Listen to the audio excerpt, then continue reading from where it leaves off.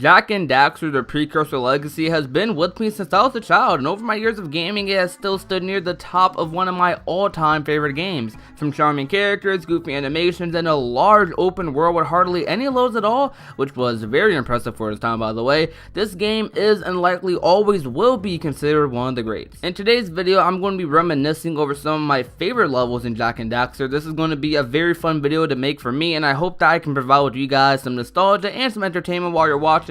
So how's it going, ladies and gentlemen of YouTube? It's your boy Prodigy back at it again with another video on the channel. Today guys, I'm going to be talking about 5 of the best levels in Jak and Daxter, the Precursor Legacy. So sit back, relax, and enjoy yourself as I bring to you today's topic.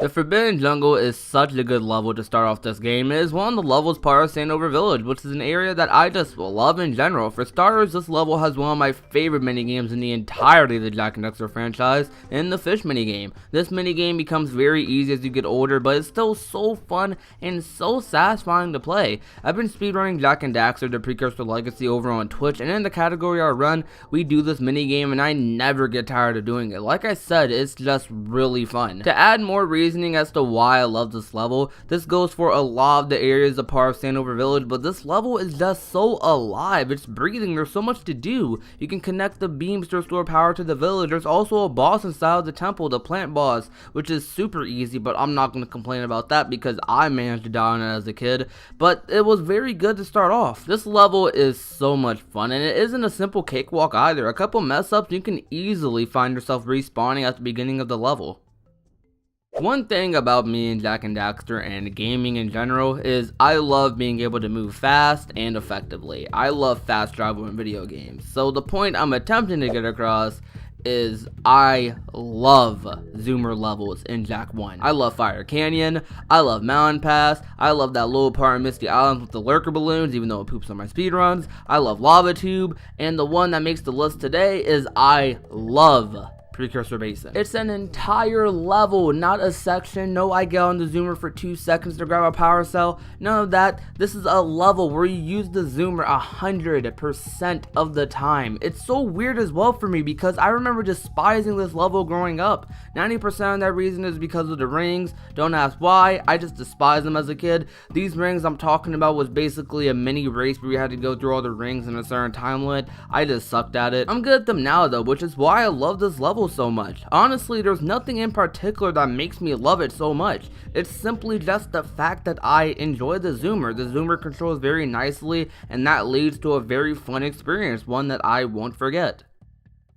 Like I said previously, I love zoomer levels. I was kind of iffy on putting this on the list previously because I look at levels like this in Fire Canyon as transitional levels, but that does not take away at all from the fun these levels do offer. Also, technically the claw boss fight is a part of Mountain Pass, so I guess that gives me an edge here, which is personally the most annoying fight in Jak and Daxter. I feel like this fight is harder than Golem Mine at the end. I'm sorry, it just is. This fight still destroys me today even. Randomly falling into lava is just one of the most frustrating things on the planet. On the claw end of things, what you're doing is dodging gigantic boulders on these 3 small little platforms until eventually one of the boulders drops in blue eco, and you get that blue eco, run up to the precursor platforms that just came, and shoot the man with some key blasts. Yes, I said key blasts because that's what they are, and if you disagree, then watch Dragon Ball Z, you'll understand. The zoomer portion of Mountain Pass is also a very unique part of the level because unlike Fire Canyon and Lava Tube, you don't have to worry about your zoomer's heat level. What you do have to worry about though are these little mines that are literally scattered everywhere throughout the level, and if you hit them once,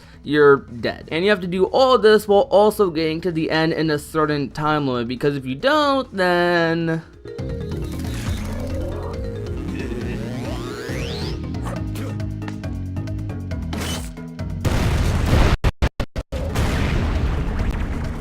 anyways, I love the claw fight and the zoomer portion of Mountain Pass. The music in both the claw boss battle and the zoomer portion are 10 out of 10 Kingdom Hearts level. Everything just fits so well together. Mountain Pass is easily one of the best transitional levels in the game, and I 100% think it deserves this spot on the list. Sano Beach is one of the best levels in the entire game. This is one of the first levels you go to also. Everything here is just one big experience. Sano Beach was so much fun as a kid and it's still just as much fun now. All the things you must do here are very easy, but it's a beginner level, so what do you expect? Simple tasks like getting the power stuff from the bird or kicking a giant egg off a cliff are small things that just add to the experience that is this game. If you end up not kicking the giant egg off the cliff also, you won't have the fluff for the entirety of the game, which I think is really cool to think about, that your decision to kick off the egg here can really affect some levels later down the line, which can close you off from getting some precursor orbs and power cells. There's also a lot of hidden precursor orbs here behind temples and in the water and stuff,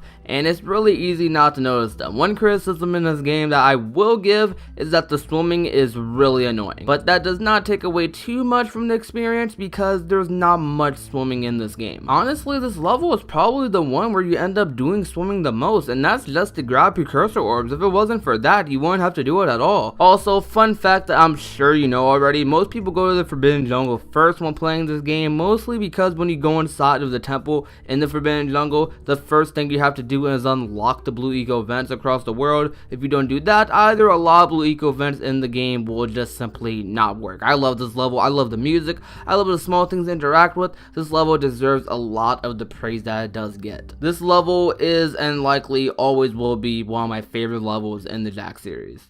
This is the best level in the game. I don't even know what to say about snow levels in video games. I don't know what it is. Maybe it's because I live in a place that gets snow like only once a year. Maybe that's the reason. But snow levels in these games are just so much fun. I think this is one of the best designed levels in all of Jak and Daxter also. It's one of the hardest levels as well. But even though it can be insanely difficult, the level is so much fun. Snowing a mountain is such an experience. Those little lurker bunnies are really annoying. They constantly bounce around avoiding your attacks and it really does suck. When I do eventually kill them though, I feel very proud of myself. This level honestly just has annoying enemies in general. There's this ice monster that comes out of the ground and it turns his whole body into spikes and just bolts it at you. Like, what is that thing? There's also other snow lurkers that infinitely spawn when there's a lot of snow in the area. They aren't as bad as the bunnies though. There's also these, like, I don't even know what to call them, but they throw red eco at you. You get a power set when you defeat all of them. They aren't as bad to deal with though also. By this point in the game, you're likely very used to how the movement in Jak and Daxter works.